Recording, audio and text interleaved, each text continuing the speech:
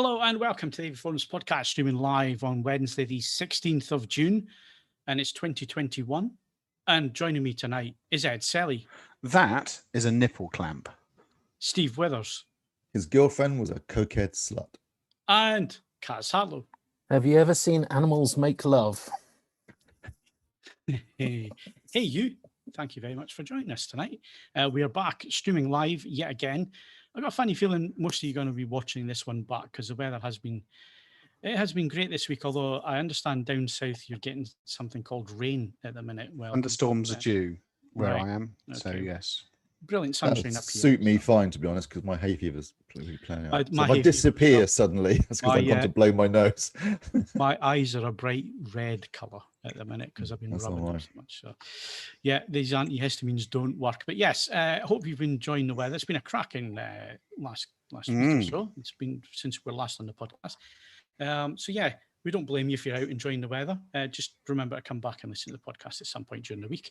And obviously you can do that either on YouTube or, of course, you can do it via any podcast provider for the audio-only version. So if you are here tonight, please do hit that like button. It does help the podcast get found so other people can come and join our cult of AV.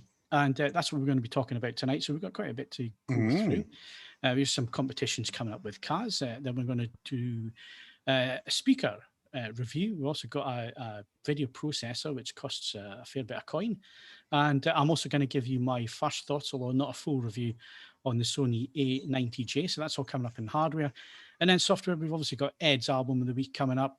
Steve's been on Google again, so we need to discuss somebody passing away. And of course, we're going to get the best of the 4K and film stuff and TV and all the rest of it towards the end. Of course, remember, you can join us, Patreon. .com/AVForums. You can sign up for £3 a month if you want to support us long term, or of course send us any donations into streamlabs.com/AVForums, or you can do a super chat as well. So that's everything I need to say out of the way. So let's find out what people have been up to this week. Kaz, you look a bit more grey this week than you were last week. What's been going on, mate? Yeah, I'm feeling it. Yeah, no, I'm okay. Yeah, just need a bit more sleep. I think that the hot weather has got the kids staying up later, and really you got to draw a line at about 10 o'clock and figure the best thing to do is just to go to sleep as well. But it's hard not to have an evening. I find I don't know if you guys are the same, but you know, when it's when the sun's out at 6 a.m., it's kind of difficult to turn over and 6 a.m., like 4:30. Yeah, it's up. The previous owners of mine house left the curtains in place, and they are blackout curtains with blinds behind them. They did many things wrong, but nevertheless, I commend that decision completely. Yeah. I mean, they're hideous curtains, but they're fantastic. I used to do that when I worked nights, obviously sleeping through the day. I used to block the window out quite a bit, but I don't do that nowadays. So no, I don't know if you're the same, Kaz, but I am up. Actually, I get most of my work done before 10 a.m. During the summer. Just crack on it. I don't know if you're the same. Obviously not. You're going grey. Yeah. I mean, I find myself online for a stupid 18 hours of the day, so I am probably going grey very quickly. I think that counts as ridiculously online, if I'm honest. Yeah, that is a bit. When do you Ridiculously. what you're supposed to review if you're online? 18. He's multitasking, I've aren't you? got a laptop. Occasionally, I actually sit and get to watch and enjoy something. I think I did it for Hitman's wife's Bodyguard. Well, which you was enjoyed it. fatal error. No, I sat down to actually watch it rather than watch it whilst trying to start the review. I was like, it's just 90 minutes. I'll get into it. Power through. I thought it was a cinema release. Was it not a cinema release? Warner with their special No, it's a Warner hard-coded release. 48 hours until they self-destruct screeners. With your name in the corner. It was, well, I don't think it was on the corner. I think it was just All over it. watermarks all across it. Yeah. The last screener I watched, it had my name emblazoned right across everything. Yeah. Yeah. I think my kids think I make a lot of movies. So, but Sort of subliminal advertising for yourself. yeah, I kept waiting for it to get better. I was watching it. It's going to get better. It's going to get better. And it did. Shame, because I really like the first I one. really liked the first one. Yeah, the first one was a bit of Yeah. a sleeper hit, wasn't it? It really? was. It was. I You know, can't. and celebrity status for the Ford C-Max. What more could you ask for? I remember going to the cinema and coming out pleasantly surprised. I thought I was going in to watch some Dross for a couple of Instead, hours. we watched a Midnight Run homage. Yeah, which Yeah, was good. enough. Fine with me. Yeah. Okay, I'm sure we'll come back onto that subject a little bit later on then, Kaz. Steve, what have you been doing apart from suffering from hay fever like me? And Yeah, I've been enjoying the weather, sitting in the garden quite a lot, Yeah. which probably wasn't such a good idea. I did toy with the idea of wearing a mask all the time because that presumably would help. But it's quite stifling with a mask on But constantly. the thing is, if you're sitting with a mask on and you're out in the sun, It gets hot. Yeah. I have seen pictures of people who have fallen asleep with the mask on, and it's really quite funny seeing the mark around where the sun's got them. So yeah, I don't know if did we talk about it last week, but I watched The Outpost.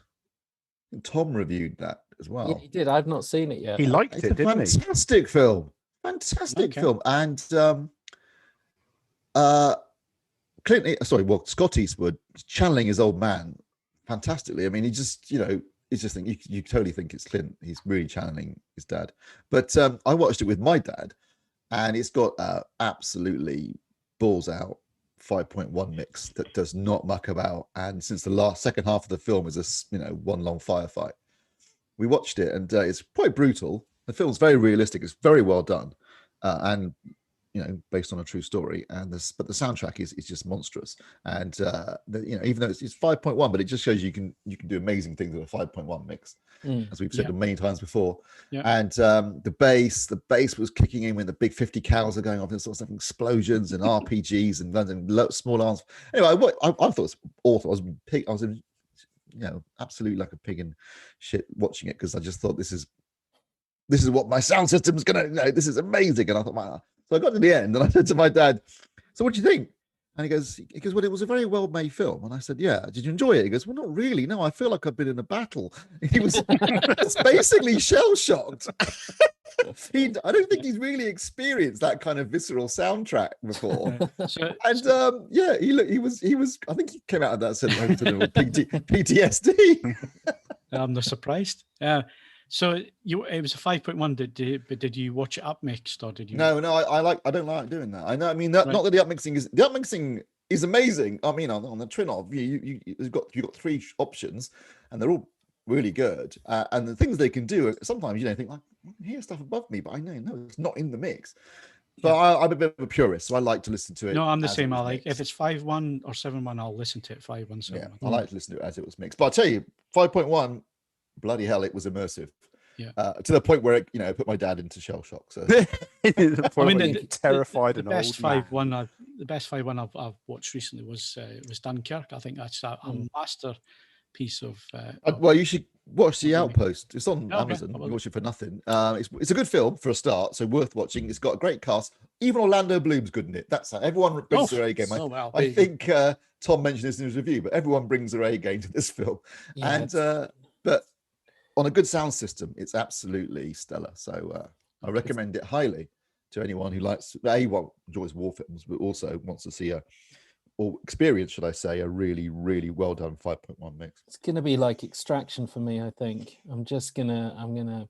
You keep giving away the good stuff and watching all the rubbish. How could you predict that? No, true. That sat on the shelf, called The Outpost, straight to streaming, Orlando Bloom, starring Scott Eastwood and Orlando Bloom, is going to be a cracking film that Tom's going to give a stellar rating to. It's basically the American version of Rorke's Drift of Zulu. That's what it essentially is. I just did a massive. Does someone at some point go, "Taliban, sir, thousands of them"? I mean, almost. It's a real story, and The Outpost was in the middle of this valley, surrounded by hills. And I'm not a military expert, but I can tell you right now, that is a really bad place to put it. Yeah, you should always have the high ground. Yeah, well, quite. I learned that from Obi-Wan. Yeah, I think everybody did. Yeah, good stuff. Yeah, I've seen the chat windows moving at a little bit of pace there. So welcome along everybody that is listening, watching tonight, and taking part in the chat window. Leave some questions in there if you like, and if we can be bothered. Sorry, We've got time. if we got time, we'll come and answer them. And Scott Matheson's in Vancouver, Canada, says greetings from there. I love Vancouver. It's one of my favourite cities on the planet. Absolutely love the place. It was 2014 was the last time I was there, but So it's 10 Stanley past Park 11 in the be in the morning, for him, isn't isn't it? Yeah. Yeah. So yeah, Sorry. Stanley Park. Love walking through there, and it's probably the safest city I think I've ever walked through. Really, really nice place. So I'm welcome quite along. familiar with Vancouver as well, thanks to you, Phil, because I think I had to sit through. Yeah, your you've seen that video a million times. haven't you? Yeah. But to be fair, most of that is actually round about Calgary and the I know. Rockies and so on. There's only a little bit in Vancouver, but yeah, that video will be always Indelibly burned into my memory until the Yeah. day I die. I think so. Yeah. Licensed Taxi Man says he's back in action. Oh, great. After 13 Nice. months. And it reminded Blimey. me that actually I went up to the Science Museum at the weekend, drove up, parked up in Knightsbridge, is it? Or South Kensington. And then taxied about because it wasn't that far. And the taxi driver was saying that it was, it was quiet. I mean, it didn't seem quiet because it's London. London's never quiet. I haven't been there for a couple of years and it did not feel at all quiet. But Been anywhere for a couple of years, have we? no, but I guess that's, I mean, there aren't any tourists within reason. There aren't many tourists. But it was nice. It was nice going up. It felt relatively normal. I think most things are getting back to normal. I mean, I spent the weekend with some car friends, actually. One of them, because I still haven't got my car yet, but one of them invited me over to Hot Rods in Hills, which wasn't happening this year, but it just so happened that most of the people turned up at a holiday camp for a week's holiday, and they all brought their hot rods with them, which, that was handy that Funny happened. old thing. Yeah. Funny old thing that should happen. So it's over in the lakes, Pulley Bridge. It's a campsite over there, and basically people turn up, camp in tents or caravans or whatever, and they bring their hot rods and American cars and stuff. And it was an absolutely fantastic What is the weekend. definition of a hot rod then, Phil? Something that's been chopped. So like an old, Sorry, you're talking a foreign language. yeah, so something like an old Ford A.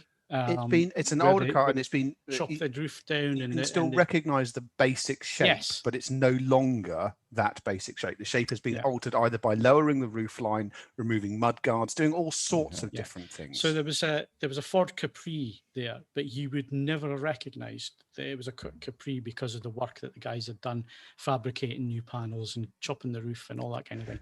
So yeah, it's I fantastic. love the Ford Capri. It's a penis on wheels, Steve, isn't it? Yeah. Steve, you know the ZZ Top "Give Me All Your Loving" video. Yeah, the video when the car goes in and comes Yeah, out. well, That that's is what a people most seminal think of example a of a hot rod. It is a 1934 flames down the side of it, fancy three-window paintwork, coupe, all that kind of basically. thing. Yeah. So, But basically, it was anything from the 1920s upwards that had been modified and so on. And these people take the cars seriously. But it was a great atmosphere, just obviously walking through the car and stuff. I put loads of sun cream on, but I actually forgot to get the back of my ankles. So by the time I returned to the car, my ankles were burnt off, basically. there's It a looked- Trojan myth. So Yeah, you're it like looks like- Achilles in Yeah. reverse. It was like, geez, and the pain over the weekend trying to get into the bath. It's like, oh, I. So yeah, my car's here. I'm picking it up on Friday. So And That not, was you buried the lead a bit there, didn't you? not before time. I mean, I note, Phil, that I don't know what I think it'll be a bit less where you are because you're in the frozen north. But Super Unleaded clicked over to 130 a litre this week. Yeah, so, I don't care. Perfect timing. it doesn't get used that much actually. It sits most of the week and it gets used at a weekend. So Why is petrol prices going up? Well, demand for no oil one's is using it. increasing. No. Speak for yourself. Demand for oil is increasing globally, Yeah. I'm afraid. So yeah. Yeah. So anyway, I'm picking it up on Friday. And we've actually got a bit of a convoy. So there's 3 Mustangs heading from the northeast down to Nottingham to pick my car up. And then there'll be 4 of us heading back up the road. So we're going to make a bit of a day of it on Friday and go and finally pick it up, because I was looking and it was November when I ordered the car. So that's It's been a while. 8 months. So yeah, it's been a long time, and the longest wait has actually been since it got to Liverpool. Well, yeah, And but it's the perception of it being so near and yet so far away. isn't yeah, it? that's the thing. Yeah. So yeah, looking Well, forward. I look forward to the many photo updates of it. Oh, don't and, worry, my Instagram's going to be full of them. Yeah. So yeah, looking forward to that, and it's a bit of a bright one. I've been trying to think of a name for it, and I think I'm going to call it Sharpie. Jeff. Nope, I'm going to call it Sharpie's Sharpie. machine. Sharpie, as in highlighter pen.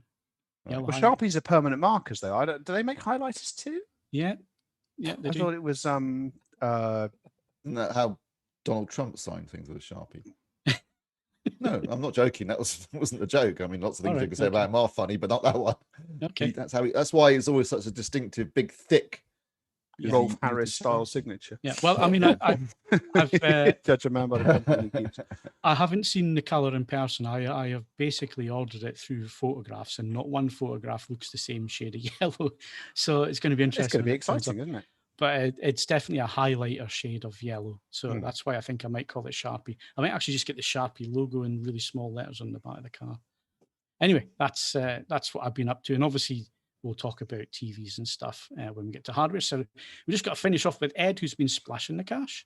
Well, I've been working. I've been loads of work on. I'm delighted to have loads of work on, but it is frenziedly busy. It's going to be flat out to the end of the month. But no, today, yes, I had a rush of blood to somewhere, and I bought a watch because I wanted this since it was announced in 2019. I bought a Tudor P01. Which probably won't mean a lot. Means nothing to me. Well, I mean, I know, I've heard of Tudor. But that's about as far as it goes. Yeah, they make a candy bag of Tudor. They essentially it's based on a prototype that the US Navy ordered the prototype and then didn't commission it as a production thing in the 1960s. And because mining your history is cool, Tudor then put it into production in 2019. But there are rumors that they're going to stop making it. And I thought the buyer's remorse that I'd have from spending the not inconsequential sum of money that the watch costs would be less than missing out and then being really annoyed. So I went for it today. I think it's probably, you're probably going to make more from that than putting money in a bank account. And, the only downside to that is that I'm not ever actually, unless something goes horribly wrong, I'm highly unlikely to ever actually sell it. Yeah. And you won't lose money on it. So, but it's a very distinctive looking watch. I did actually send Stuart the link, but he obviously can't. He's not doing that this evening. It's a very distinctive design. There we go. People either love it or they hate it. I love it. It's large and it's oddly shaped, like me, basically. But yeah, you either really like it or you don't. But I've got it now. I've got some time to think about the ramifications of it whilst I pay for it. But yeah, it had to be done. So yes, I now own 2 watches. Actually, no, I own 3 watches because I bought a Casio F91 digital watch in stainless steel because I'm attending an 80s themed party and I thought I needed an 80s themed watch. So the other watch. Yeah, What's the third watch? I also have another Tudor. I have a Black Bay. The more conventional Black Bay. So yeah, it's all fine. And then behind me, Lego has thus far, I've resisted the NASA spacecraft. I've resisted the Bond cars. I've even resisted the Porsches. But this week they announced that I would be able to buy a Lego Adidas Superstar, and I'd be lying if I said I probably wasn't inevitably going to buy one of those and put it on a little shelf above my actual shoes. So yes, it's we'll see how we go. It's £80 for a Lego shoe, which is preposterous, but they do know their target market, so I'll probably end up buying it. So. How does that work? Because it's always painful standing on a Lego. Well, I imagine it's probably going to be both difficult and heroically uncomfortable to wear.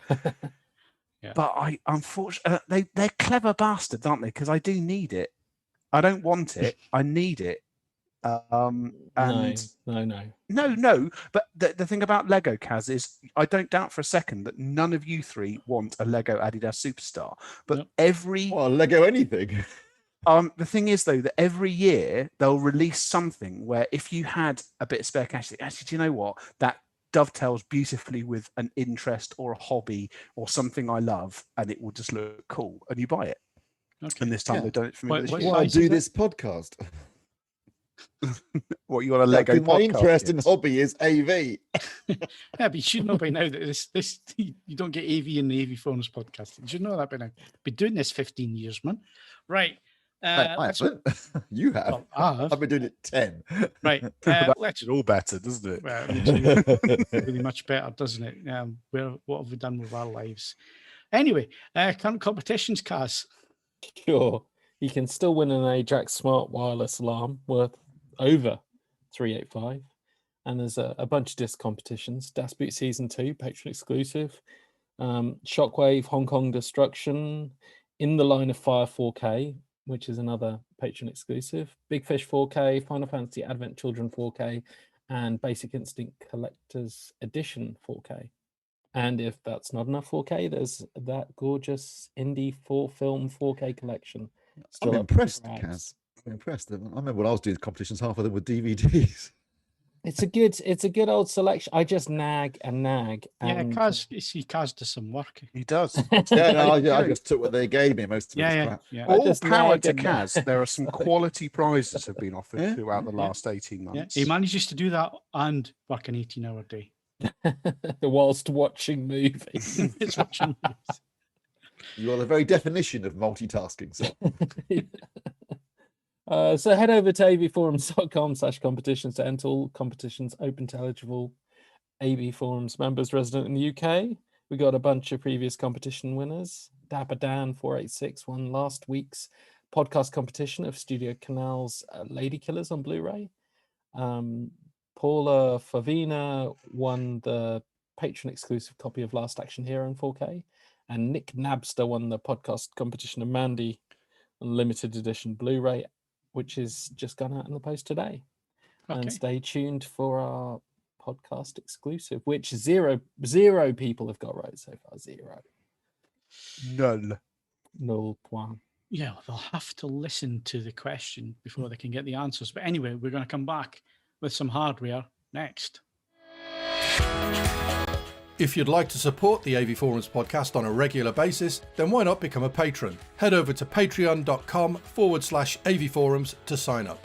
You can also make a one-off donation through the Super Chat or via streamlabs.com/AVForums. All donations help us to improve the website and the podcasts. Thank you to all our supporters. And welcome to new patron Phileas. I hope I've said that right. Thank you very much for your support. And thank you to all our patrons who support us every month. It really is appreciated. Thank you very much. And if you want to join, obviously you've just had the details there in the little ident that just run there. And of course, please like the video as well, if you don't mind, if you are enjoying the podcast.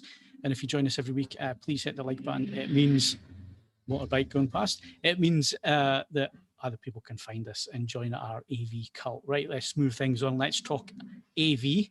And Ed, we had a bit of what turns out to be a world exclusive review. Was it a world exclusive? I thought it was... Yes, Dan got in touch and said, actually, it's not UK, it's world. Well, you can't argue with that, can you? Yes, we had a world exclusive for the Sonus Faber Lumina II. Now, not only were we pleased to do this because it's an exclusive is a good thing to have, but the Lumina 1, which I reviewed in late 2020 for AVForums, was one of the most surprising speakers I've tested in a long time because it's tiny, but it was brilliant. It hit far harder than you'd expect for a dinky little speaker. It was enormous fun, and it still did the sort of things that you'd expect a Sonus Faber to do. It was rich, excellent tonality, very forgiving, and a genuinely capable all-round speaker. Now, the Lumina 2 is the same, but bigger. It's a two-way stand-mount loudspeaker. The Lumina 1 is £800, and it does feel quite toppy because it's a tiny speaker for £800. The Lumina 2 is £1,000 or $999. And to be honest, it's a much more conventional, it feels much more in line with what you would get for a £1,000 loudspeaker from a European manufacturer. But the technology is very similar. It's got a tweeter, which has you can see in the photos for viewers, but you'll be able to see in pictures in the review. It's got this structure over the front of it called a damped apex dome, which is very much Sonus Faber's own thinking. They use it to try and control the breakup characteristics and dispersion on the tweeter. And it does a very, very fine job. It's the same in all of the range. It's also the same in the range above. It's the same one used in the Sonettos. And this is partnered with 150mm or 5.9 inches in old money mid-bass driver, which is the same as the bass drivers used in the Lumina 3 floor stander. Now, if you are expecting this speaker to do proportionally the same size trick that the Lumina 1 does, I'm going to have to disappoint you now. It can't do that. It doesn't sound as improbably big proportionate to how the Lumina 1 sounds, but it does have a bit more bass. But the main difference is it just sounds wider, more effortless. It creates a bigger and more believable soundstage. And it just builds on that basically, because it hasn't lost the same improbable levels of fun that the Lumina 1 has. People don't necessarily associate Sonus Faber with fun. You sort of look at it and think, well, it's a piece of art that happens to make music. But no, it's genuinely good for a laugh. It's easy to drive. The bass port is built into a little plinth structure at the foot of the speaker. So it's forward firing and incredibly low velocity. So it doesn't make any noise even when you're driving the bolts out of them. So it's extremely room and partnering equipment friendly.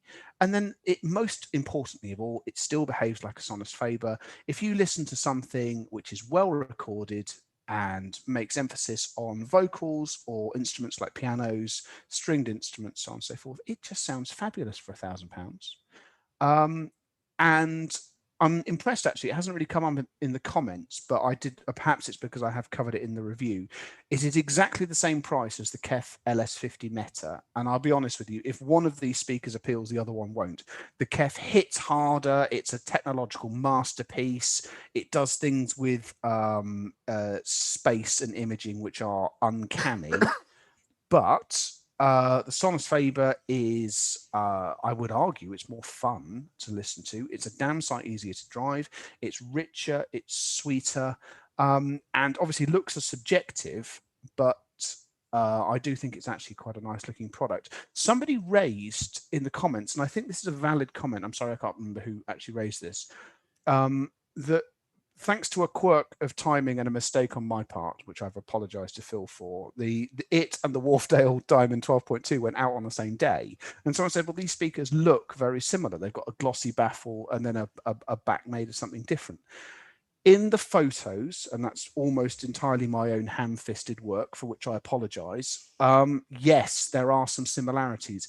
In the flesh, the Sonus Faber really does feel worth the asking price. That leather finish on the body is absolutely beautiful, and really very impressive indeed. It's one of those things, if you've got a more traditional space, you don't have a sort of minimalist apartment style thing, I just think the Sonus Faber is going to sit there more happily than the KEF does. But equally, the KEF has some sublime talents. It's going to be a hell of a job come editor's choice time, because I've still got speakers to review, and these two are absolutely brilliant. And then obviously the Wharfdale came out at the same time. That and the Q Acoustics, they're brilliant as well. There's never been a better time to buy a pair of loudspeakers at any price. So yes, and we've got more to come this month. But no, I'm really pleased that lots of people have already enjoyed the Sonus Faber review. If you've come to the site to view it for the first time, I hope that you've had a look at lots of our other quality content. But no, it's a great product, and one that should really be on anyone's shortlist at that sort of money. Yep, and if you want to read the review, the review is live. It went out yesterday, like Ed says. We thought the embargo. We thought it was today, which is why I put the Wharfdale speakers out first thing in the morning, live on the site. And then I was told at 9 a.m. The embargo. Well, that's because he contacted me. It's like, when's it going live? It's like, well, tomorrow. No, I'm announcing it today. It's like, oh, cock. So yes, I mean, obviously, we try and be slick and slick. We got two cracking Ed reviews on the homepage, so we didn't. And there's more to come. And as I say, thank you for the comments and the feedback on both reviews. I mean, wherever possible, if you ask questions that aren't, well, one quick person was asking if I was on meth. I'm not. Most of the time, Possibly. anyway, I'm not on meth. Wine, beer, yes. Meth, no.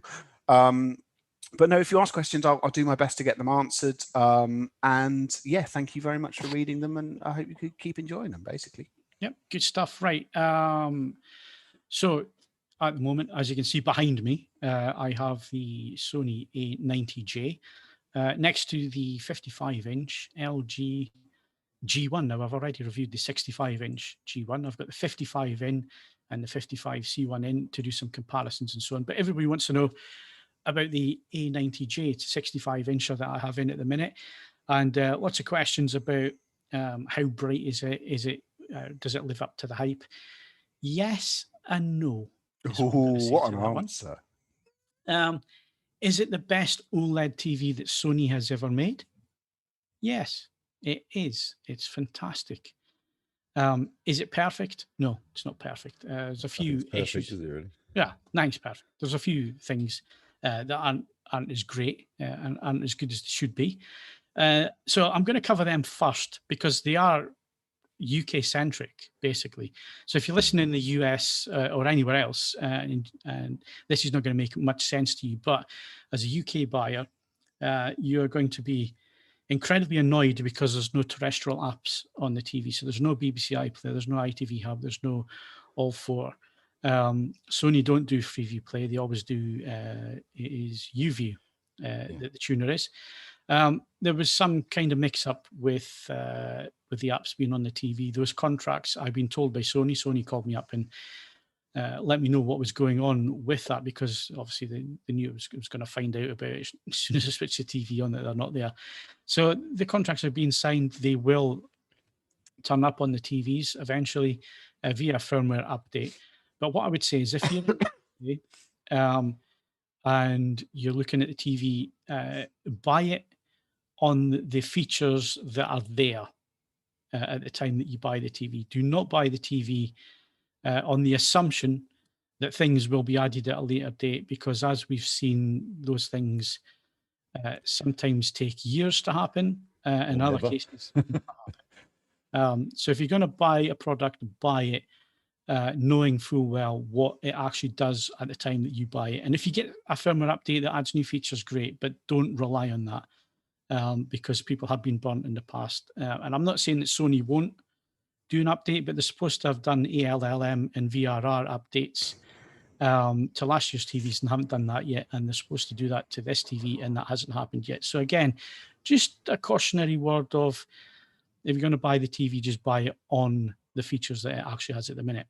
The other thing that's really annoying, and I wish they wouldn't do it, and I'm guessing it's some kind of EU regulation that they have to stick by, but every time you make an adjustment in the settings, a warning pops up to say that you may use more power by adjusting. They do that on the Samsung TV as well, driving. But it's every time you touch a control, and even if you are turning the brightness down, it will pop this warning up.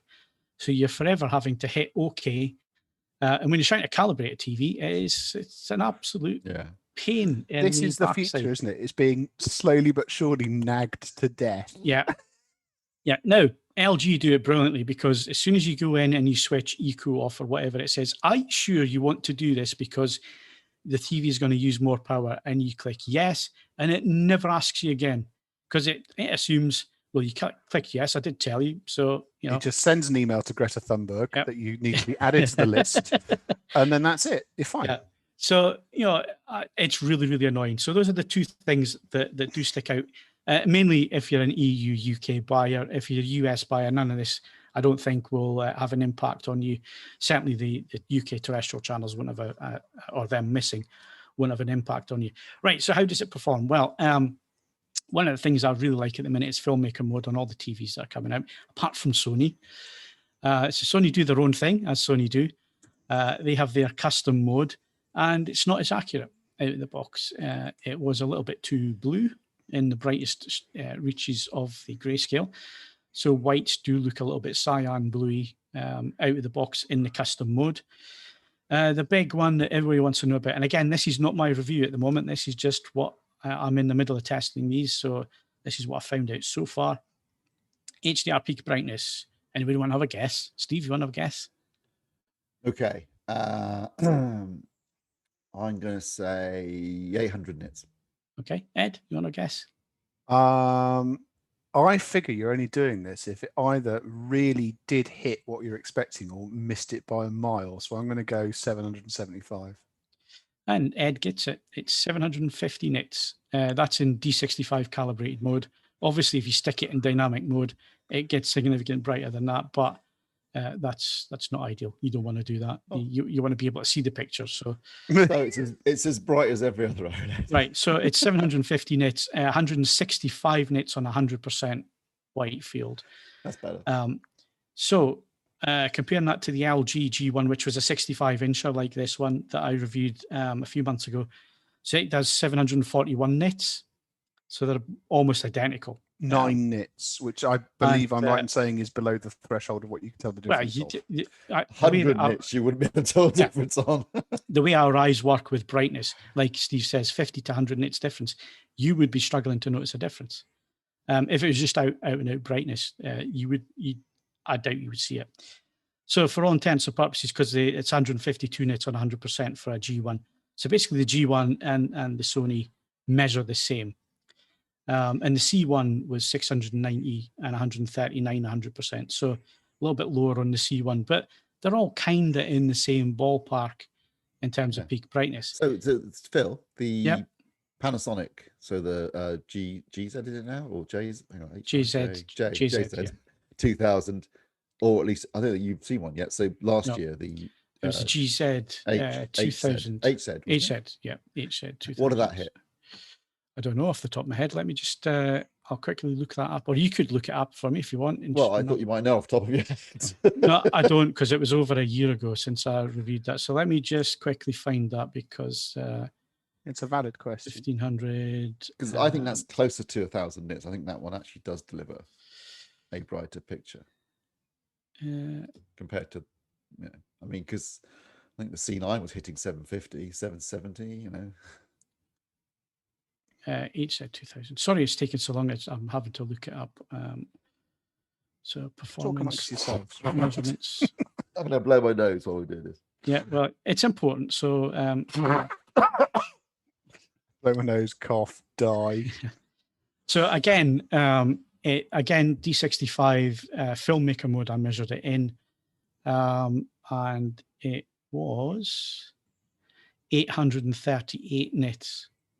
On a 10% window, and 130 nits on a full white. So it's significantly duller on a full white, but 100 nits difference in terms of peak brightness on a 10%. So the Panasonic, the HZ is brighter than these new sets. But I think somebody put in the thread 834 nits on 10%. Yeah, ages ago. All right. Sorry, J Mac, I didn't realize that's what you were answering. Right. So yeah, the other thing you got to remember though is that these new panels as well, they are doing this brightness but using less power as well. So there is a significant difference there compared to the G10 and so on of last year. They are using less power, so that's something that does get forgotten about. Now, these are just the hard numbers. It doesn't always equate to what the actual picture looks like. And peak brightness is only one part of what makes up a good image. So is there a difference between the A90J and the G1? Yes, there is. There is something that the processing on the Sony is doing to the image, which makes it look more dynamic. It's certainly in the peak highlights.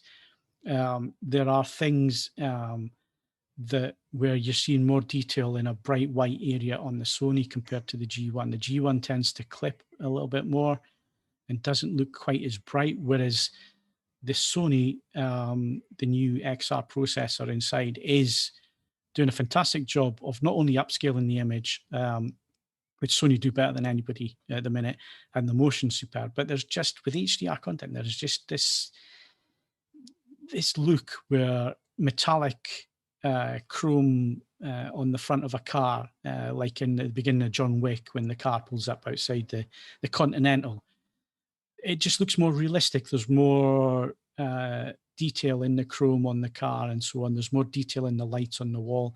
There's more details within the dark area. So they might measure the same, but Sony's processing is definitely doing something a little bit more than the G1. Another thing that I noticed is colors. They just look so much better on the Sony at the minute. Whereas the G1 tends to look, especially in the brighter reaches of the image, if you've got like a bright red, the Sony just looks nicer. It looks deeper. There's more red there. There's more saturation, where the G1 looks a little bit washed out. And again, like it's got a bigger color volume than the. Yeah, and this is the thing that Sony alluded to, that they never get into details, but they do use the RGB and the W, the white pixel. So when they are going brighter, they are doing that. Whereas the LG panels and the way that the LG processor tends to drive it is it's more of the white pixel and less of the RGB. So I think that's where the main difference is. I need to do a bit more testing. I need to take a bit more time with it and so on. But there is a definite visual difference. And these are both, in the calibrated out of the box modes, and both calibrated as well. The Sony just has the edge, especially HDR. I would say it's probably, apart from the Sony monitor that I had in, the BVM, it's probably the closest I've seen to getting to that Pro monitor in terms of look. And obviously Sony are going to go that way with their processing. They're going to try and make it look like their studio monitor, the BVM, and it does. It looks like that. It's incredibly good with HDR. Another thing I noticed out of the box anyway is SDR is brighter as well, noticeably brighter.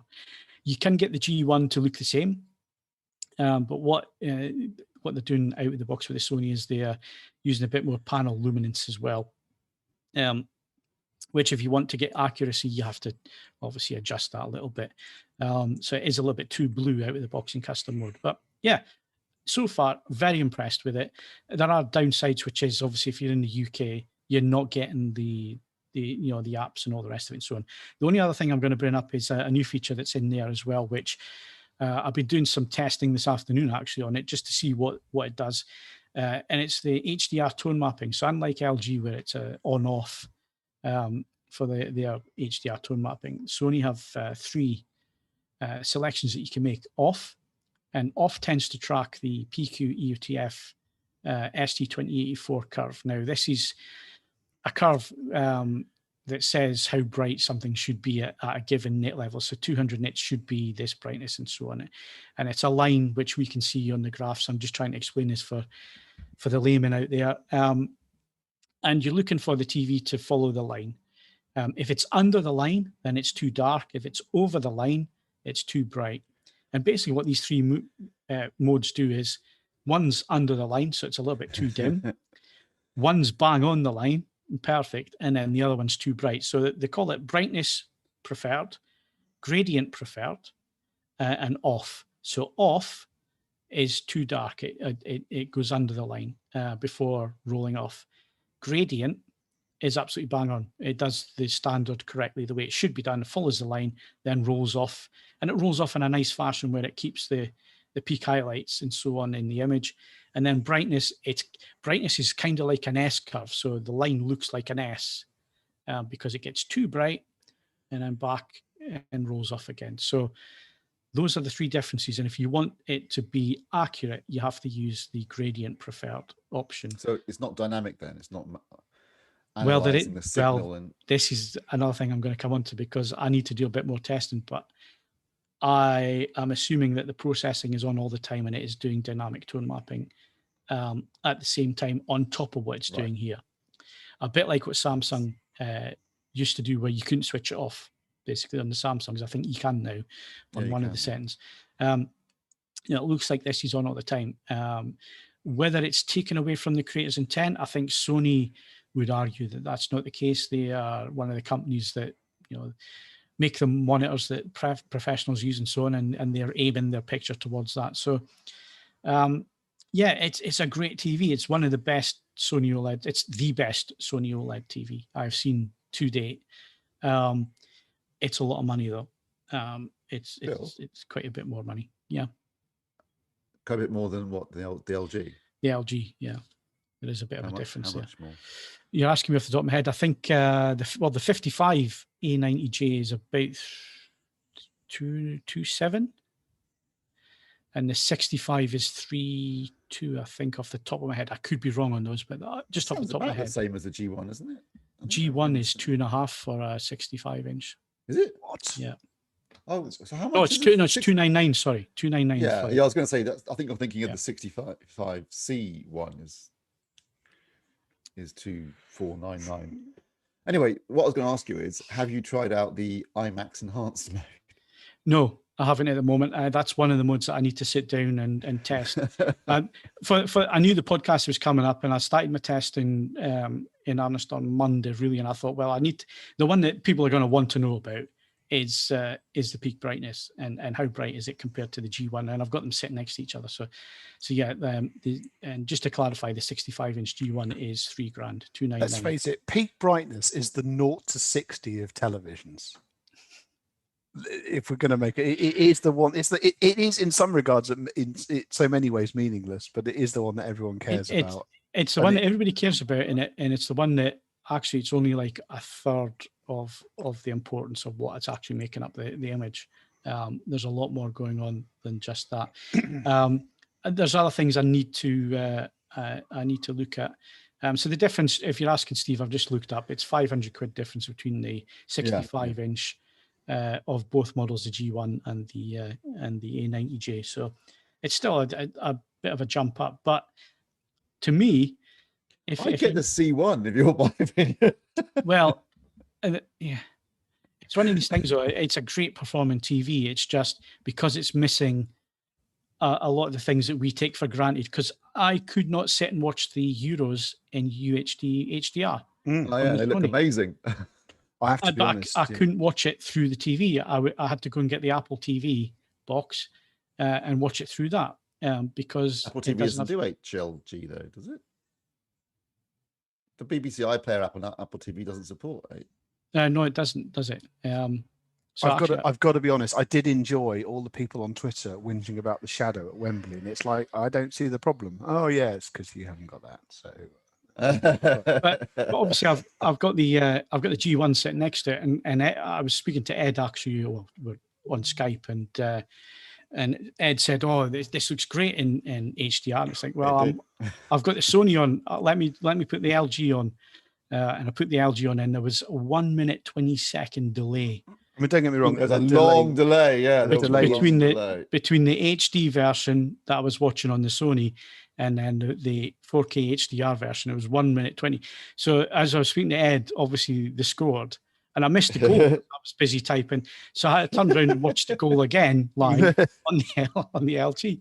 It looks fantastic on the LG. It's just a shame that the Sony just. That's a big negative in my book for a UK TV. Big negative. Yeah, I will say, annoyingly, the next two England games are on bloody ITV, which means no HLG and 8 and 4K. It means adverts every chance they get. I'm going to stick my neck out. The ITV commentators have annoyed me less this year than the BBC. I couldn't care less about the commentators. It's the PQ I'm interested in. Yeah.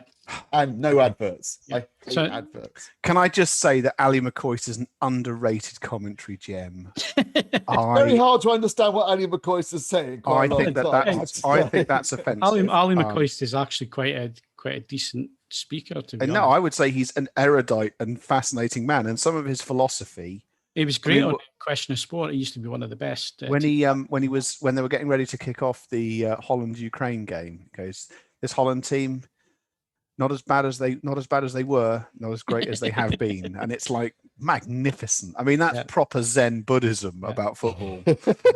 So yeah, I have a lot. Whilst I agree with you, Steve, it is frustrating that we can't have the nice toys on ITV. So, ITV is not without merit. So yeah, thanks for reminding me of that, Steve. You can't connect your Apple box up to the Sony and watch that either. So it's one of the few negatives I have about the Apple box. Right. So if people did want to watch it, because I'm not au fait with any of the other streaming boxes. I think Roku probably would. Right. Okay. Would that funny bat box that you've reviewed, would that be able to do it? What are you talking about? The Zidu. No, it's not. Don't use that for streaming. It's not for streaming. The Manhattan PVR that I've got That does BBC iPlayer with HLD. Does it? Well, you see, the Skybox doesn't. Sky, you know what I think about Sky? Let's not go there. Yeah, yeah. Well, I thought, if one of the boxes under the TV would do it, it would be the BBC. I'll tell you, that Manhattan box is a cracking little box. If you're looking for a PVR, it comes, well, read the review, obviously, but very highly recommended from me. I think it's super. Yeah. So if you're outside the UK, it's a great buy. You're getting everything on it. It's fantastic picture quality and so on. Bit of a downer in the UK until they get the catch-up services on there and so on, because you are missing out on quite a bit, I think, in terms of usability in this country. So, like I say, it's not my final review. Final review will probably be next week, I think, by the time I get things Without done. wishing to rush to judgment, I think I'll probably go along with your review of the C1, which is bang for buck, and in terms of features and performance, It's the best all-rounder. C1 is very, very, very hard to beat. Yeah, it is the best all-round TV out this year, without a doubt. Fantastic picture quality. Yes, it doesn't get to the same level as a Sony, and it's close to the G1. The Panasonic will probably be better, but they'll all cost a lot more.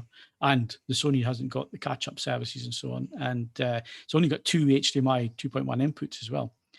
And what is that with Sony? And one of those...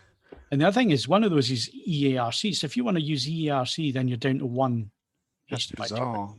And if you've got both of the consoles, You'd find it hard to believe that Sony make one of the consoles. Sony refused to believe that you'd buy the other console. I mean, Well, no, but that would be their TVs besmirching. don't support the features on their consoles. Well, their consoles don't support the features yet. I think neither of them work yet. So. Oh, and the other thing I did check out, and it's always been an issue in Sony TVs, it's now TV-led Dolby Vision. Yeah. So it's no longer player-led, it's now TV-led. So, yeah, and that looks good from what I've seen so far. Still doesn't support HDR10 Plus, does it? No. So I'm interested to see what IMAX Enhanced meant to do. It's just a preset, Steve. I know. Well, I've experienced it on the Hisense, and it's like it's a preset. It doesn't. I put on an IMAX Enhanced disc. It doesn't suddenly go into the IMAX Enhanced mode. There's no and in the IMAX Enhanced mode, most of the controls are grayed out, including the motion smoothing, which is on. Yeah. So well, Dolby IQ does that. Dolby Vision IQ does that on a lot of TVs. Which I've never understood. Get around it though. You can get around it on. You can get around it on the LG, and this year not all of the controls are grayed out, which they were last year on the GX. This year it's only True Motion, but you can get around True Motion. But other TVs do it as well. So the Panasonics last year, and there was no way around that on the Panasonics last year to get around it. So it'll be interesting to see what happens this year. It's only got IQ, Dolby Vision IQ. No, there's no IQ. So right. So yeah, review coming up soon, but that gives you the highlights of what I've found out so far. And yeah, it's a great TV, but it's missing some important features. And will they get a firmware update? We don't know. So don't go buying anything on a firmware update. Promise. Right. So Steve's got plenty of experience. I'll make this quick. Oh, sorry. I've experience of seeing things that are going to happen and they don't. Yes. Being shafted by companies. Yes. Yeah. And then I'd Twitter explode on you. Yeah, and then have half the planet having a go at me. Like, I don't make them. Well, that's exaggerating. I don't think it was half the planet, Steve. It felt like it. It was a few people on Twitter. Yeah, but from all over the world. It was like they were from the UK. I was being slagged off many countries. Yeah, and rightly so. You right. Deserve it, So moving on, we're going to talk about a video processor that costs a fair bit of coin. Yes, I'll make this relatively quick, but it's the madVR Envy Extreme. So I'll get the bad bits out of the way first. It will cost you £15,000. Or you could get the madVR Envy Pro, which is a mere £9,000. You may be asking what's the difference. Well, basically the Extreme will do 8K, whereas the Pro will have an HDMI 2.1 upgrade coming, but it won't process 8K. A couple of other features missing, a couple of settings, this sort of stuff. But basically, that's the main difference, is that one's going to be a full 8K processing, the other one's going to be 4K. But even 9,000 is pretty toppy. The other thing to bear in mind is this is essentially a PC in a nice box. You'd never tell. Looking at the back. Yeah, look at the back. It's huge. Obviously, let's be fair here. this is aimed at the custom install market. It's it's not really at that price point aimed at your average punter. It's going to go in equipment room because it's pretty noisy too. The fans are quite audible, in my opinion. And it's only got one HDMI. It's got two HDMI inputs, but one is a pass-through. So basically for plugging in a games console and not introducing any lag. And there's an HDMI input and an HDMI output. That's it. That's literally all you can connect. And then there's two little widgets that go in the back. So one's for using the remote control as an IR remote, and you can also use the remote control as a Bluetooth remote. The remote's pretty simple and small.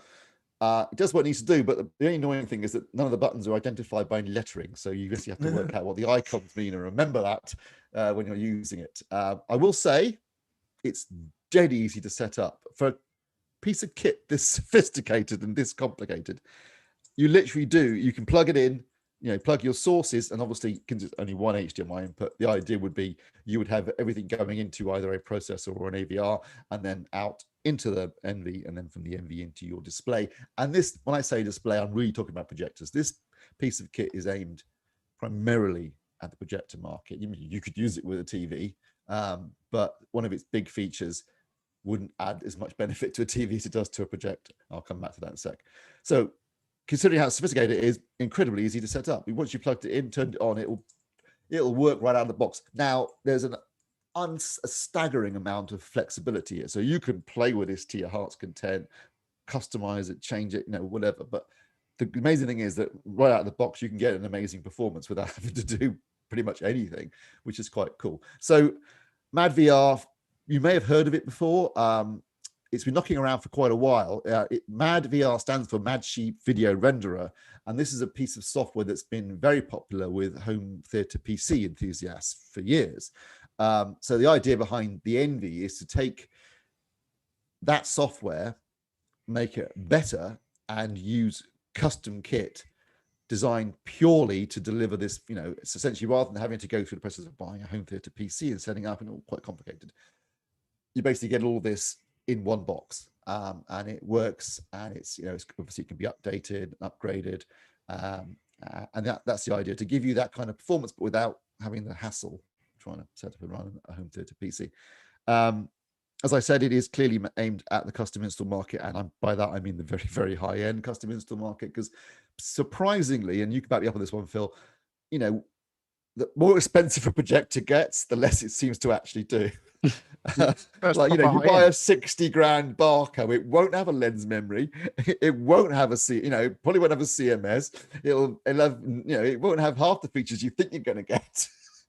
And so you actually do need something like either the Envy or Lumagen in order to get the best out of that projector. But when you're talking about a 60 or 100 grand projector, suddenly 15 grand doesn't sound like so much. So that's kind of what it's aimed at. And what it does, so essentially it's got a number of features, and I'll run through them quickly.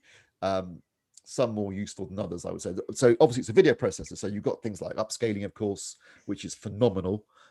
You've got image enhancement, edge enhancement. Now I'm a bit of a purist, but you can play around with this stuff, but the upscaling is staggeringly good. It's got a feature where basically, now this isn't something you'd really want to use with, say, the JVC, because it's got lens memory. But if you're using an expensive projector that doesn't have a lens memory, or a Sony where they frankly don't work very well, what you can do is you can basically set up the image for your widescreen image, and then you can set parameters within the menus for a 1.85 to 1 or 1.78 to 1 image within that 1.78 to 1 within that 2.35 to 1 screen, and then it analyzes the incoming signal, and it just automatically changes the aspect ratio depending on the aspect of ratio of the content. So if it's scope, it shows it at scope. If it's 1.78 to 1, it shows it 1.7 to 1. It's, as I said, not that useful necessarily with a JVC, because you can just press the button and change the aspect ratio with the lens memory. But it does mean that it's the one way you can watch a bloody Christopher Nolan film and get the aspect ratio changes correct if you want to do that. So it'll go from what scope to when it's going to when it's a full frame, 1.78 to 1 image, it will suddenly go into 1.7 to 1 within the scope ratio frame, then back out again. It's a bit annoying because he'll do it from shot to shot sometimes, and it's not like, say, if you watch Aquaman with just whole long sequences, are either 2.35 to 1 or 1.78 to 1. But that's a feature it does. It's also got a thing where you can shift subtitles, which isn't necessarily that important if you've got, say, an Oppo or a Panasonic Blu-ray player, because you can do that in the menus of those. But a lot of streaming services do have a bad habit of sticking their subtitles in the black bars and stuff, and therefore you can shift the image. Again, I should stress that when you're doing this, it is using scaling, but the scaling is so good that unless you're putting up a test pattern, you're never going to notice the difference. What else will it do? It's got a 3D LUT, very sophisticated 3D LUT, which until about a week ago didn't work very well with them. It used to work very well with Cowman, and then it stopped working with Cowman. But the most recent release of Cowman, 2021 2021 R2, it works fine with it now. I should stress that if you're doing you can do a lightning LUT, and that name is doing a lot of heavy lifting there, because even with a Klein, it take an hour. Or you can do the full 256 times 256 times 256 3D LUT, which with a Klein will take up to 4 hours. That's the one that you set when you go to your bed, and then when you get up. Yeah, but the annoying thing is, and this is the thing that's really annoying when you're using it, is that in order to do it, you obviously want to have you need the processor, the NV, to be in the correct color space for it to do it. So you actually have to be playing some content. So basically, you need to stick on Return of the King, and then start running the LUT, because that's about the only thing I can think of. It's going to last long enough. Basically, you need to leave it on pause or playing. Yeah. But I don't really want to leave a player on pause for 4 hours. It's not ideal. It takes a long time, but the results are incredibly accurate. But again, I would say if you've got a JVC, for example, upscaling is pretty good. It's got a lens memory that works extremely well. It's got a CMS that's pretty effective, and you can get a very accurate picture out of a JVC. And it costs half the price of the Extreme. Yeah. So, you've got to pay on account. Now, that's the main feature, the one that this software is particularly famous for, and I guess the one most people buy it for, and what this product's probably most anticipated for, is dynamic tone mapping. So it does dynamic tone mapping. So much like the JVC and, say, the LG TVs we were talking about a minute ago, it will analyze the incoming HDR signal, and it will tone map it within the peak brightness of the space. So you need to measure your projector's brightest output, say, I don't know, 50 nits. Then you put that into the menu of the NV, and then it tone maps to what it can do. I've got to say, this works phenomenally well. We're going somewhere altogether. This is really good. I mean, HDR looks staggering, and it's the one area where I ran it. Now, this, Phil. There's a piece of footage on the Spear Munsell disc of some horses in the snow. Yeah, it's an absolute bastard to tone map, because it's basically white on white on white with a bit of grey in the background, white falling down in terms of the snow, and then you've got the horses with their sort of like their dark brown fur. It's great for what you're doing when you're testing tone mapping. Because it's that so one hard. clip tells you how well it's doing before it clips, basically. Or not just that, even if it's not clipping, is it still able to retain the colors of the, is it tone mapping it to the point where the horses don't look dark brown anymore? They start to look very light brown. Yeah. So on 1,000 nit content, so that same clip paused, there are photographs that will be in the review when it goes up. But on 1,000 nit content, the JVC, my JVC N7 and the NV Extreme, pretty close. The NV Extreme is a little bit better, but there's not a massive amount in it. The JVC looks good, and you're thinking like, okay, great. Get to 4,000 and 10,000 nits though, and the NV looks exactly the same as it does with 1,000 nits. It's tone mapping is phenomenal, and the JVC is starting to struggle, particularly in 10,000 nits. Now, you could say not a lot of content uses, well, nothing uses 10,000 nits, but 4,000 nits isn't that heavily used. A lot of it's mostly 1,000, but there's a clear difference with 4,000, 10,000 nit, even with using the JVC dynamic tone mapping. But, 1,000 nits is pretty close, and the N7 is $8,500. So, you got to factor that in. But so it does what it sets out to do phenomenally well. It is a staggeringly sophisticated piece of equipment, but incredibly easy to set up, and it's aimed at a very specific segment of the market. So that's. I mean, if you own a JVC, everything it sets out to fix, you don't need it to do. Yeah, Pretty apart from 4,000 nits. 4,000 and 10,000 nit content, but and it's not really bad at doing the 4,000 nits either. So well, I mean, you got to remember the images you'll see in the review. That's, as I said, that isn't a bastard test. Yeah, most content looks great. So you know, well, the other one is obviously Pan, which was a 4,000 master, and it's really bad. It's a real torture test for displays, especially projectors. It's one that I use on all projectors, and there's not many that manage to tone map it properly. Steve, this is, I suppose, a layman's question. I mean, does this thing have potential in terms of protecting what would be quite expensive installs and give them a degree of future proofing? Well, the Extreme definitely would, particularly if there's a possibility you might move into 8K at some point in the future. The Pro, at least gives you support up to the point of being able to handle other parts of the HDMI 2.1 spec other than the 8K resolution. Like I said, it's aimed at custom installs using, these I'm talking about installs where they're dropping 100, 200 grand. And therefore 9 to 15,000 is neither here nor there, really. It's not aimed, and I mean, I'm sure there'll be plenty of discussion in the thread, but it's not aimed at you and me. It's I feel better reviewing that DCS now. At the very least, it was half a system. So I'm looking at the images. Obviously, Stuart's flicking through the review there, which isn't published at the minute.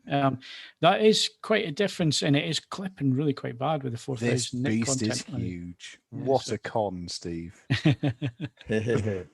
So you see what I mean, Phil? So the 1,000 nit, there's very little in it.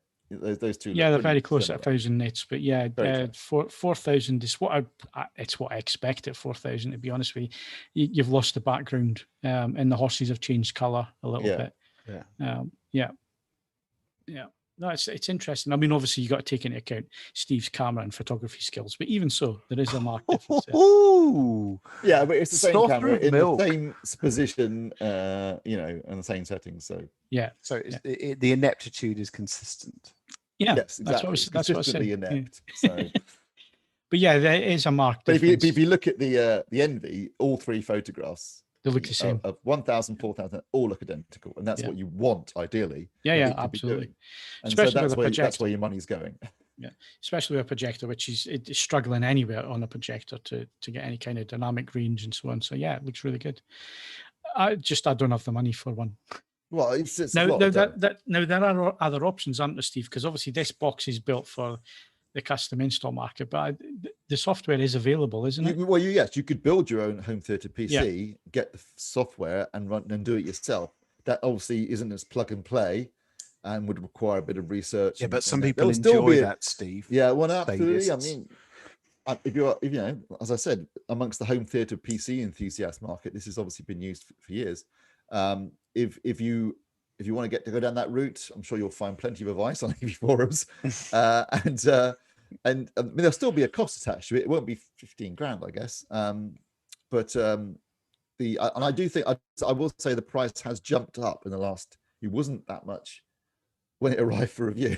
Presumably, a couple of months. Yeah, but that's happening industry wide at the minute. Yeah. Recent events have knocked the price up a little bit by a few grand, I think, in terms of the components. So, if you bought one, say at the end of last year, well, when it was available, say earlier this year, you might have got it for $3 grand less. I want someone to build this into a fanless case, presumably the size of a pipe organ. Something that has to use surface evaporation cooling, just to keep it in check, but no fan noise. So if you are listening and you want to give that a go, I'll endorse this project, even if I'm not going to give you any money. Right. I think we really need to be moving on, because I think Kaz is probably falling asleep now, waiting on us getting round to software. So software is coming next.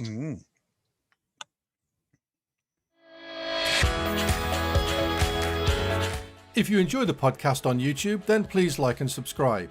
If you're listening to the audio version, then please leave us a rating on your podcast app. We invite you to email questions and feedback to podcast@avforums.com and join in with this episode's discussion thread in the podcasts forum at AVForums.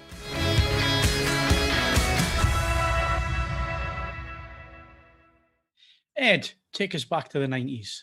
Oh God, probably further than that, Phil. This is Mammoth WVH. And in case you're wondering what WVH stands for, Wolfgang Van Halen, son of the late and missed Eddie Van Halen. And in so many ways, that tells you what this album's going to sound like. It's a big, crunchy rock album. And I won't lie, I started listening to this album ironically. It's like, okay, well, this will be good for a laugh. Do you know what? I bloody love it. I love it as well. Absolutely fabulous. Massive guitar. Everything turned up to 11. Although, I will say, everything turned up to 11, but with lots of dynamic range. Oh, fantastic. Fabulous recording. But it's a big, air guitar. If I had more hair, I'd be waving it around and all the rest of it. I've bought a copy on vinyl because never. Well, no, I didn't buy the orange one. It was I wanted to. I haven't bought anything in HMV for a while. I wanted to support them, so it was the black copy. Absolutely fine by me. Sounds brilliant on vinyls, but it's on all the major streaming services. Qobuz has a 24.96 version of it, which sounds sublime.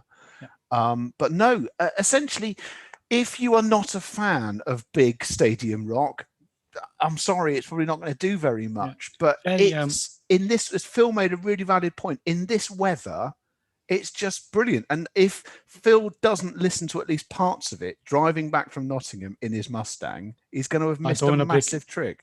Don't want to break the speed limits. It's one of those albums where you'd be. You just need to lock the cruise control in and just Wayne's World it out in your own private. His vocal as well, and obviously a lot of the sort of 2/3 into the album gets very Red Hot Chili Peppers. Yes, very excellent, really, really good. And I thoroughly enjoyed it. I would also say that the cover is magnificent. I mean, I bought it in part because the cover in full size is fabulous. So yeah, I've absolutely enjoyed this. It's not a cerebral effort, but very unusually for an album of the week recommendation from me, it's one of the very few albums that I can imagine Stuart, who obviously is in the background making all of this work, would actually sit and listen to and probably enjoy in his own right as well. So it's got that going for it. So yeah, just give it a go. It's hot, it's sunny, and it's perfectly tuned in for that. There you go. And I give it 2 thumbs up as well. So go listen to it. Right, let's move on. Let's. Steve, you've been on Google again. No, it's not my fault. I have not recently Googled Ned Beatty. Do you think about it? I mean, maybe your powers are developing.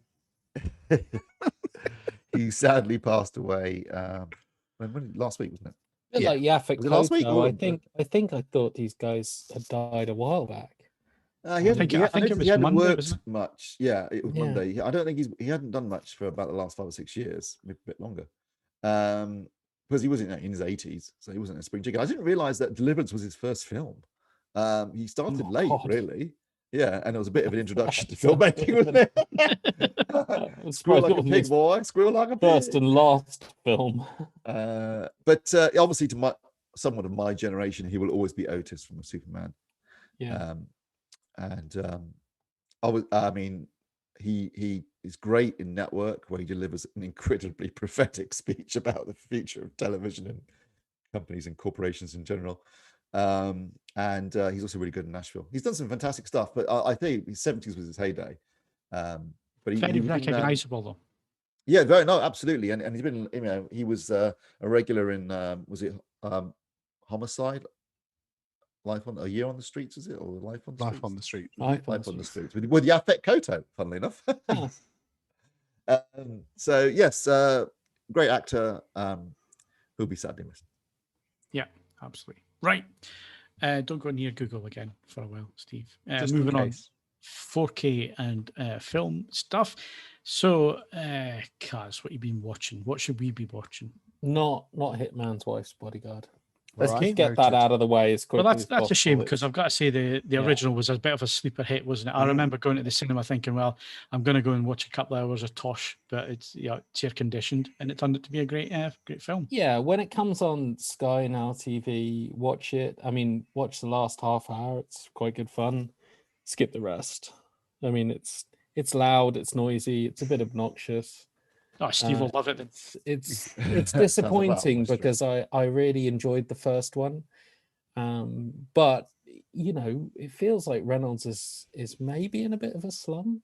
I didn't enjoy his performance in Six Underground, and I do think he's being called upon to be Deadpool in everything. Just do the Deadpool thing, please. Get up and do Deadpool. It does He felt a bit out of No. place in Hobbs and Shaw as well. Yeah, it's But they shoehorned him in. Just be yeah. funny. Be Deadpool, be funny. And you got to remember, before Deadpool, he was having a tough ride, like post Green Lantern. Yeah. You know, he wasn't doing that well, and he came back and wowed audiences with this love letter to insane comic book comedy, which worked. But it even stretched it a bit with Deadpool 2. But you know, he pulled it off. But I thought Six Underground was just him being annoying, and he has this habit of he tries about 10 jokes and you know, normally only about half laugh, but he does them so fast, half land, but he does them so fast that you forgive it. But here he lands at about 1 out of 10 at best. And it's just a little bit it's a bit disappointing. When you get a chuckle out of it, you're like, oh, this is supposed to be funny. I think I was one of the those that Netflix counted that watched the first 3 minutes and switched it off. I watched the first car chase and I thought, oh, this is bloody awful. And it looked awful as well. And I was no, switch off. Yep, counted that you're one of the people that counts was the reason why we're getting a sequel.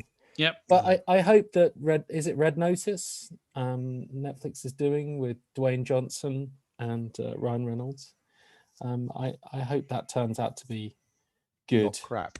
Yeah, I mean, you know, there's a world of there is, let's face it, a boundary between good and not crap, which Netflix is trying to make their own. Basically, I mean, they hit their peak at sevens, but I as I said, I enjoyed the first one. I would save this one until you watch it on streaming, and then you got nothing to lose. Definitely don't rush out to the cinema to watch it. Unfortunately. Well, on the other hand, if you are at home, In the Line of Fire, I thoroughly enjoyed revisiting that. I forgot just how good it was. I forgot just how much of a legend Eastwood was, and it was really his twilight peak, for want of a better term, when he came back with Unforgiven, and then did this as a follow up. It was a really good period in latter Eastwood career.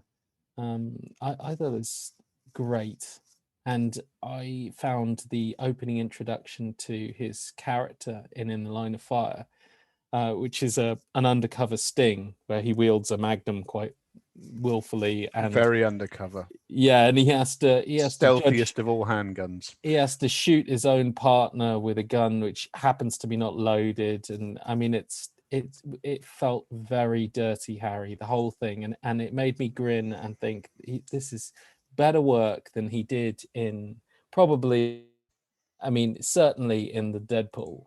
It was a really nice thing from Eastwood, and he has surprisingly good chemistry with Rene Russo. Yeah, I really enjoyed it. Of course, Malkovich steals the show. I mean, he just, his little monologues, often to himself, I think, on voicemail. He's just delicious fun. It's really good when Eastwood's hanging off the side of the building and he fillets the gun. Yeah, He's really taking the mickey out of it. He does. Really he goes full tilt, doesn't he? And it's a lovely moment as well, very Hitchcockian, that particular scene. But giving him the choice, kind of, you can shoot me and this will all be over, but you'll die as well. You know, it's in the Line of Fire. In the Line of Fire was the first DVD I ever bought, and really, I put it on. It was anamorphic widescreen. I looked at it and thought, "Dear God, this is going to cost me a fortune because I have to replace all those laser discs, and then replace them again, and replace them and again." Yeah. Well, yeah, it looks pretty stunning. It looks the best it's ever looked. It's a very, very nice return to a movie that I wish I'd seen more often now, but was quite pleasantly surprised not to have, because I enjoyed revisiting it very much. And I also got my hands on Second Sight's limited edition Babadook. I'm not going to do a full review because we'll come to that, but suffice to say, I'm not a big horror fan, but it's a good movie. It's such an incredible premise. Yeah, because I don't like Babadook and It Follows. I don't like horror films, but I think both of them are something above, in the same way that there's so many other genres where what they do is above and beyond something that appeals purely to fans of that genre. Transcends the genre limitations. I enjoy both of those films. Now I know what happens. I enjoy them. Supernatural films where you could interpret it as not being supernatural, I also really like. Yes. The Babadook, you could look at it one way and say it's supernatural, or you could think she's just bonkers, and it plays both ways. And I like that about a film where it's ambiguous in terms of its. Can I just chuck in a quick mention came out on Monday, just in time for the anniversary of the battle, which is I believe the 18th of June. There's a new UK release because I've bought previously the German release of Waterloo. There's now a limited edition, 5,000 units, I believe, UK release on Blu-ray of Waterloo. With a documentary and commentary track from an expert on the film who's writing a book about it, plus an historian. I love the way that film sales have just effortlessly moved into the same thing that I have to deal with as a vinyl buyer, and nobody seems to bat an eyelid. It's fantastic. I showed it to my dad, who had never seen he'd seen Waterloo, but had never seen it on the big screen. He'd only ever seen it, on TV. You probably pan and scanned in the past. And like anyone who sees that film, he was absolutely gobsmacked by the number of extras being involved. Oh God, it is something else, isn't it? I mean, that's what I said before. You will never see its like again. Everything on the screen is real. They recreated the battlefield. They rebuilt the buildings in Ukraine. They used 20,000 Russian soldiers, 1,000 Russian cavalry who were trained specifically by the Russian army to work on films as cavalry. You will never see anything like it again. And for that reason alone, I love the film, but it's also very accurate. Yes, no. I can vouch for that.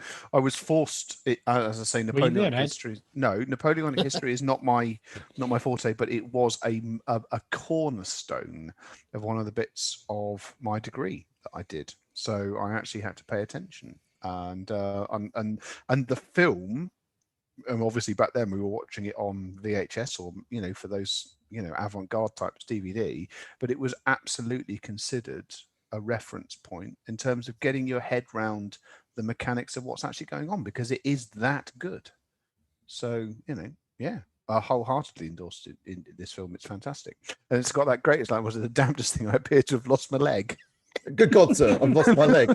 Good God, sir! So you have. Which, let's face it, I mean, we've all been. Happened. Yes, it did happen. And he had his leg blown off. And lived a happy and productive life for quite some time after it happened. I tell you what, the death toll amongst Wellington's senior officers was pretty high. Well, yes, but that's that's an argument. A discussion. I also like the fact that Picton is in civilian clothes, as he was at the battle, because his uniform hadn't arrived yet. It happened so quickly that he hadn't had a chance to get his uniform sent over, so he was wearing like top hat and tails on the battlefield, and then got shot through the head. Well, these things happen. So when's Fast 9 then? Is it next week? Do you know, I don't care. Oh my God! Controversial, I know, but I for some reason I think it's partly because it was supposed to come out like April last year, and I kind of think in my mind it came out last year, didn't it? Yeah. Also, Rock's not in it, so I was about to say I do like John Cena, but he ain't The Rock, and he's also playing Dominic Toretto's brother. I don't look anything like him. I mean, The Rock looks more like Vin Diesel, to be honest. So, and I know it's I'll probably get shot for saying this, but it's getting a bit silly, isn't it?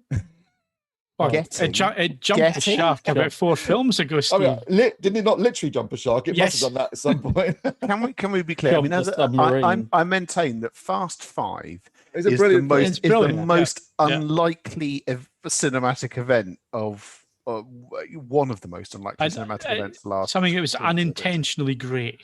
Yes, it's I think I've said it in a piece for AVForums. It's essentially like setting fire to a bin full of rubbish and getting a Michelin-starred souffle out the other end. It's just so unexpected and so magnificent because of that. But then you can't bottle that lightning. I mean, the first film has a different bottled lightning. I want to iconic. I want to see how they get round bringing Han back, or if they just don't know, if they just don't mention it. Well, he's got better. He got better. Minor burns. It was he got out back of the car. I know. Yeah, I mean, but the thing is, I'll get it on disc when it comes out. The only film that's likely to get me into the cinema in the next few months Bond. Is, Bond. No, not even Bond. No, Dune. Joking. Dune. Can I also be clear? I'm now most of my way through a bottle of wine. Possibly Top Gun. Oh yeah, and Top Gun. IMAX Top Gun should be phenomenal. I mean, because let's face it, I might go and see Bond, but I don't know. All the money for Top Gun will be on the screen, and it will be lavish, and it will be magnificent. And it will Tom probably Cruise have try not to throw up his respirator. It will probably have a plot that you can write on the back of a stamp, and I won't care. Yeah, I'm in a good place with that. But will it be as homoerotic as the first one? I hope can't be, well, can it? Well, unless they start shagging each other. Is Kenny I mean, Loggins Iceman coming and back? Maverick should just get a ring at some point in that film. Once it dawns on you, watching that film again, it's like it's a completely different movie, isn't it? You're like, oh my god, even the girl's got a bloke's name. Yeah, but most of the films in the 80s, like the action films in the 80s, were like that. Not that. I mean, the whole playing with the boys sequence. I think that's a critically important sequence for many men. Because I like Anthony Edwards. I noticed he's not got his shirt off. Presumably, he wasn't ripping some massive 6-pack of abs and stuff like the rest of them were. Essentially, but for a number of men, it's like, do you know what? That was the point where I knew that I really quite liked other men, and that's tremendously important. Val Kilmer was a very good-looking man back then. I have to say. Oh, he was a beautiful man. Yes, he was unquestionably. So yeah. So if you join the podcast tonight, as Ed and I come out of the closet, do hit the like button if you are enjoying things. It does help the podcast. It helps us find a new audience because we tend to offend the audience that's around at the minute, and they tend to just, well, who we offended? Right. Let's move. I think both Ed and I have been very open about our feelings for Mark Strong. Oh God, yeah. Hey, I think it's all right to have a man crush. Not an issue. No. As I say, Mark Strong. It's not a man crush. I'd commit to him. I don't have a problem saying that. God, a little bit of hot weather and look at that. Yeah. Right. Moving on, Kaz, anything else TV show wise that we should be looking at? Well, I think we already mentioned Sweet Tooth, and I haven't even dipped into Loki yet. I think I'm happy for the I am month. loving Loki. I watched the first episode principally because I needed to review something else. I needed to actually cite some form of television I'd actually watched. I thoroughly enjoyed it. Hiddleston is having a ball. Can I just be clear? I felt that I had to watch it because I had to cite something that was new and contemporary and so on and so forth. I'm Team Kaz on this. If I hadn't had to do that, I'd have bottled up 4 episodes. Yeah, I reckon I'm going to stick 3 or 4 in the bank, and then I'm going to do exactly the same. I'm going to have a Loki weekend. I think that honestly, that first. I mean, don't get me wrong. I thoroughly enjoyed it, and I don't. I'm quite happy to now watch them episodically. But I think that there's a lot to be said for saving a few of them up and enjoying them as a set. Okay. So, I'll definitely rewatch the whole thing once it's finished as well, which I didn't do with Falcon and the Winter Soldier, actually. for obvious reasons. But no, I mean, I know nothing more for it to offer beyond the first. What Steve was saying. I mean, the Brazil references. I mean, it is Terry Gilliam. It's Marvel. I mean, massive part. It's everything you've ever said. Don't be ridiculous. Sign here, please. And if you are listening to this podcast at some point and you are one of the people that does the that does t-shirts through the like the Redbubble site and other things, if you do a t-shirt with that TVA logo on in a clever way, I'll buy one of those. No question. Oh, I want one that says this is finest Asgardian leather. You could, yeah. So no, I enjoyed that. Can I also make a nod? Because it's a program, considering it involves Jeremy Clarkson, that seems to be A, doing the numbers, and B, actually entertaining people who don't like Jeremy Clarkson. That farming thing he's done on Amazon. Well, one, it has a breakout star in it. Won't spoil it, but there's a man who isn't Jeremy Clarkson, and if he doesn't become a celebrity based on just the sheer joyousness of his existence, then the world is not fair, although we know that already. But no, it's a genuinely good watch. I've thoroughly enjoyed it. Seemingly, he does spend a lot of time on the farm, because I've seen photos in the car groups where they've gone down to his farm shop and he's been there and he's been having a look. No, absolutely. He does for photos and genuinely seems to be quite committed to his farm. I mean, you know, as pivots go, I don't know. I mean, who knows? Maybe next up, Hugh Fernley Whittingstall starts power sliding. It could happen. But no, it's on Amazon. So if you're an Amazon Prime subscriber, it's all there. It's in 4K HDR because that apparently matters. It's obviously got some cracking shots of the UK countryside. I thoroughly enjoyed it. I think it's really good. Yeah, I'm going to watch it. I just haven't got around to it just yet. But hey, I've got loads of TVs I can use to watch it. So there you go. You can have it in multi-screen. Lots of Clarksons. You know, you could put on like 4 or 5 different shows simultaneously and multitask there. Phil. What, like that's like David Bowie at the end of The Man Who Fell to Earth? I was thinking more Back to the Future. Or Johnny Lee Miller in Sherlock, just sat in his room of televisions. I mean, Phil has actually transmogrified into New York Sherlock Holmes. I'm not allowed to talk about it because obviously it's under embargo, but I did a video call this afternoon where a company was doing presentations, and I accidentally left my camera on when I joined the call, because normally I switch my camera off for these things. And there was quite a few smiles when people saw the TVs, right? Because it was a TV launch thing, and it was yeah, I noticed a few smirks and stuff from other people when they seen the room. Yeah, that is my living room. It's full of TVs. Welcome to our world. Evening dress optional. Yeah. Anything else, Kaz? Yeah, I have been watching Billions for the first time after catching up with Succession. Paul Giamatti, yeah, and Damian Lewis. Yeah. I mean, it's like Succession. It's just a bunch of really very unpleasant people being prize assholes in a very slick way. Slick assholes. Utterly compelling. Yeah, it's tough. I mean, you got to be in the right frame of mind to watch it. It's the polar opposite of one of these productions where they put someone through the ringer that you really care about. This is just everyone being horrible to everyone else, but you don't really care about them. So you're mostly in it for the wild hedge fund ride. But yeah, it's very good. It's just everyone's so well, unpleasant. Basically. Kaz, did you see the news for the second volume of the Columbia Classics?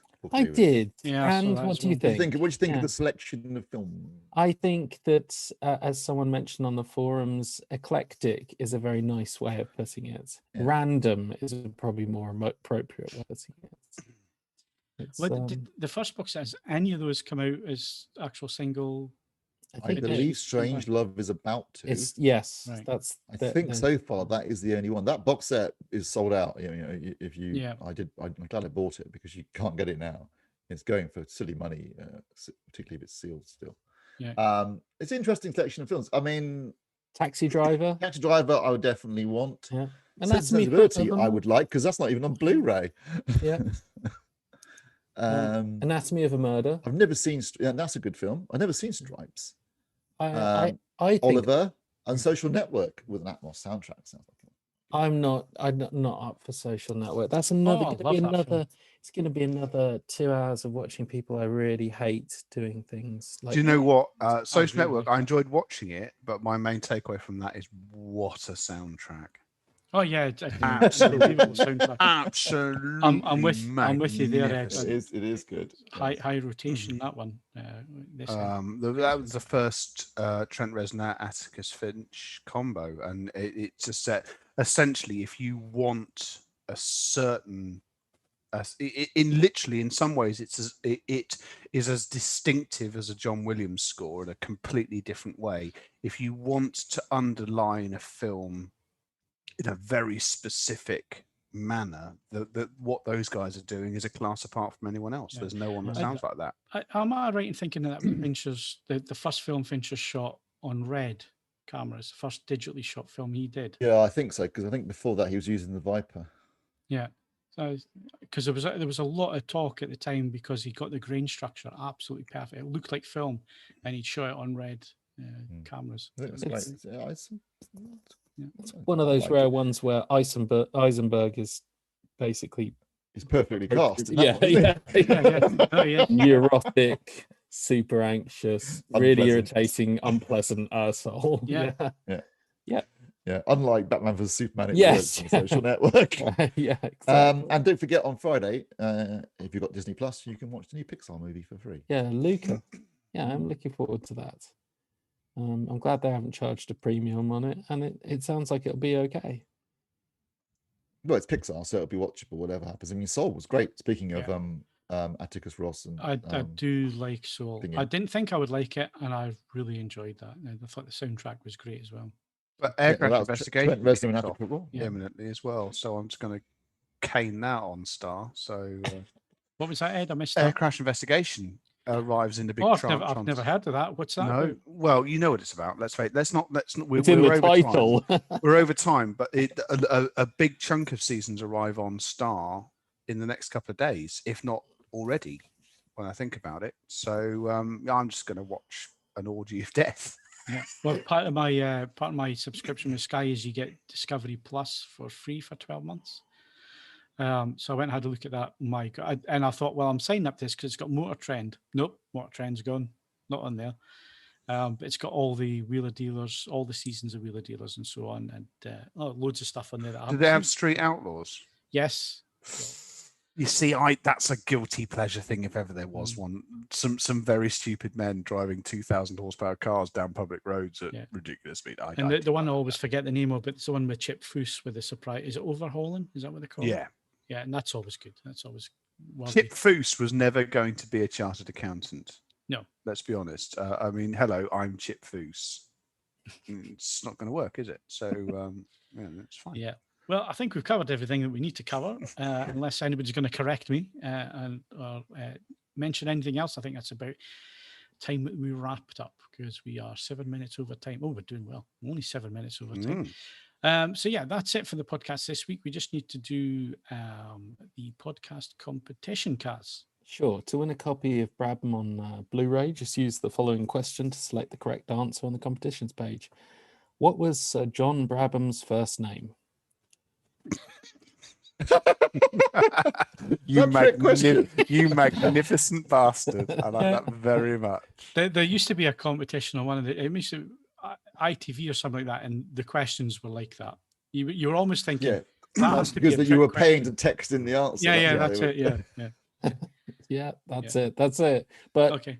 you can't guess it. Sorry, guys. As has been proven. Yeah, no, the 0 people got it right so far. So there you go. Right, okay. That's it for the podcast this week. My thanks to Kaz, We're not animals. Ed, It's not a crime to be a beautiful woman. and Steve. Bailiff, clear the courtroom. If you enjoyed the podcast, then please do give us a like. And if you enjoy what we do every week, then why not subscribe to the channel? You can also hit the notification bell, and you'll be informed every time we upload new video content. We've been doing lots of shorts, not wearing shorts, but actually filming shorts. So lots of them coming up, telling you what we have coming up for review. You can also follow us on Twitter and Facebook. You can bookmark AVForums for latest reviews, news, and videos. And of course, leave us a 5-star rating on whichever service you use to listen to the podcast. If they allow you to rate the podcast, then please do. And that's it for this week. I'm Phil Hinton. Thank you very much for watching and listening, and we'll see you again next week.